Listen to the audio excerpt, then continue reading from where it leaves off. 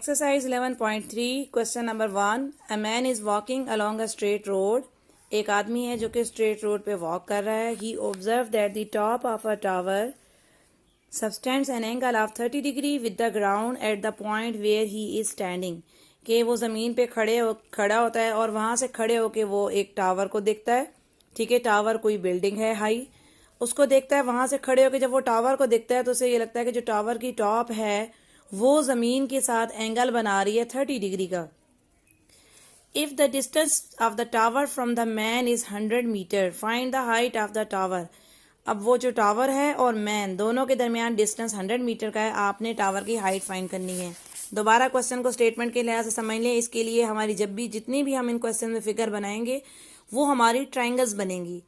तो जैसे क्वेश्चन में कहा, a man is walking along a straight road. आप ये समझ लें कि ये हमारी रोड है. ठीक है, ये हमारी स्ट्रेट रोड जा रही है और एक आदमी इस रोड पे चल रहा है. ठीक है. He observe that the top of a tower subtends an angle of 30 degree with the ground at the point where he is standing.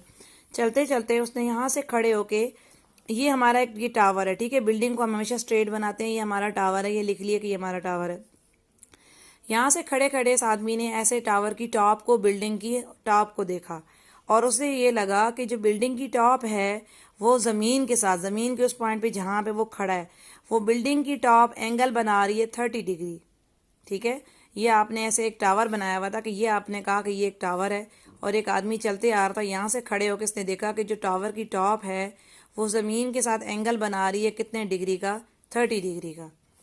फिर उसके बाद नेक्स्ट फर्दर कहा गया है, if the distance of the tower from the man is 100 metre.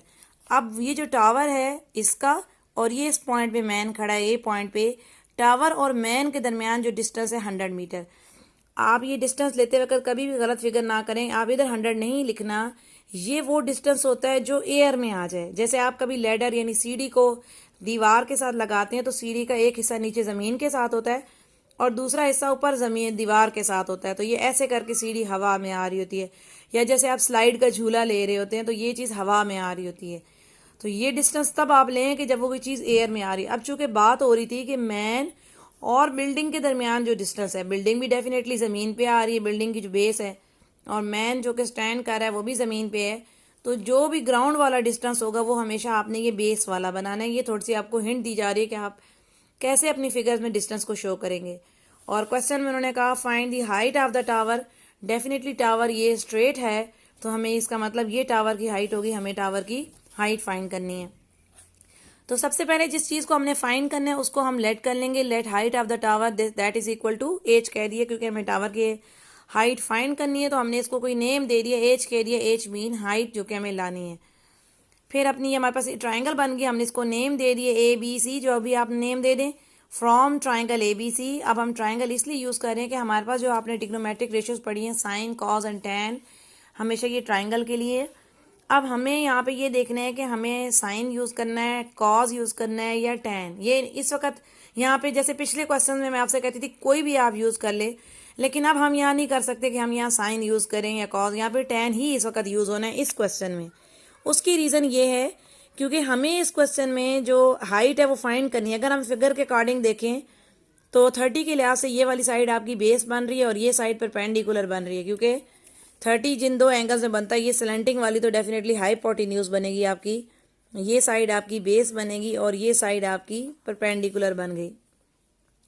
तो हमें ऐसी trigonometric ratio का नाम लेना है जिसमें एक वो साइड आए जो हमने फाइंड करनी हो और दूसरी उस साइड का नाम आए जो हमारे पास हो. अब जैसे हमारे पास साइन होता है, साइन होता है सम पीपल हैव. देखिए मैं साइन लिख भी लेती हूँ 30 पे खड़े होकर. साइन इज इक्वल टू होता है सम पीपल हैव. ठीक है, 30 पे खड़े हुए, 30 के लिहाज से ये परपेंडिकुलर है. ठीक है, परपेंडिकुलर में फाइंड करना है, उस साइड का जिक्र एक आना चाहिए जो फाइंड करनी चाहिए. अब हाइपोटेन्यूज अगर हम फिगर में देखें तो हमारे पास उसकी वैल्यू नहीं है, तो हम यहाँ पे दोनों ऐसी वैल्यूज नहीं लगा सकते जो हमारे पास ना हो. कि हमें परपेंडिकुलर भी लाना है, वो भी हमें चाहिए था, और हाइपोटेन्यूज भी नहीं है, तो इसलिए हम यहाँ पे साइन यूज़ नहीं कर सकते. ठीक है, हम ऐसा नाम यूज़ करेंगे कि उसमें एक वो वैल्यू आए जो हमें चाहिए और एक वो वैल्यू हो जो हमारे पास गिवन हो. हम कॉज भी नहीं यूज़ करेंगे क्योंकि कॉज होता है कर्ली ब्राउन हेयर. ठीक है, हमारे पास बेस की वैल्यू है और हाइपोटेन्यूज आ जाएगा, उसकी वैल्यू नहीं है, तो फिर कॉज की रेशियो लगा के हमारे पास हाइपोटेन्यूज की वैल्यू फाइंड करनी होगी, तो हमें ज़रूरत नहीं है. हमें वो फार्मूला लगाएंगे कि जो हमें वैल्यू चाहिए उसका नाम ज़रूर आ रहा हो। तो अगर हम tan का यूज़ करेंगे, tan होता है थ्रू प्रॉपर ब्रशिंग, के परपेंडिकुलर तो हमें चाहिए और बेस हमारे पास है, तो हम इस तरह की रेशो यूज़ करेंगे कि उसमें दोनों में से एक वैल्यू हमारे पास होनी चाहिए और दूसरी वो वैल्यू होनी चाहिए जो हमें चाहिए हो, इसलिए हम tan यूज़ करेंगे। tan 30 is equal to, perpendicular आपके पास फिगर में देखें CB है और बेस आपके पास फिगर में AB है, तो आपने ये लिख दिया। फिर इसके बाद tan 30 की वैल्यू हमने टेबल याद किया हुआ, 30 पे tan 30 कितना होता है 1/√3। CB फिगर में हमने CB को नेम दे दिया H और AB की वैल्यू हमारे पास कितनी है 100, तो ये हमने फार्मूले में यहाँ पे पुट कर दी, H की जगह और AB की जगह वैल्यूज लगा दी, सिंपल। इसके बाद चूंकि हमें H फाइंड करना है, हम इसको सेपरेट करेंगे, तो ये 100 को उस तरफ जाके इक्वल के मल्टीप्लाई कर देंगे, यानी कि बाय क्रॉस मल्टीप्लिकेशन जैसे होती है, हमने इसको मल्टीप्लाई कर दिया, इसको इस तरफ इधर किक लगा दी, या 100 जाके इस तरफ 1 के साथ मल्टीप्लाई हो जाएगा, 100 divided by √3, this is equal to क्या रह जाएगा, सिर्फ H हमारे पास अकेला रह जाएगा, क्योंकि हमने सिर्फ 100 को भेजा, हमने यहाँ से √3 को इधर किक नहीं लगाई, चूंकि हमने जिसको फाइंड करना होता है हमने उसको सेपरेट करना होता है, तो हमने सिर्फ यहाँ से 100 को हटाना था। इधर 100 डिवाइड हो रहा है तो दूसरी तरफ जाके 100 मल्टीप्लाई हो गया, तो that's it, 100 divide by √3 is equal to H। तो आपने एंड पे स्टेटमेंट में आंसर कहना है, so height of the tower is √3, 100 divided by √3।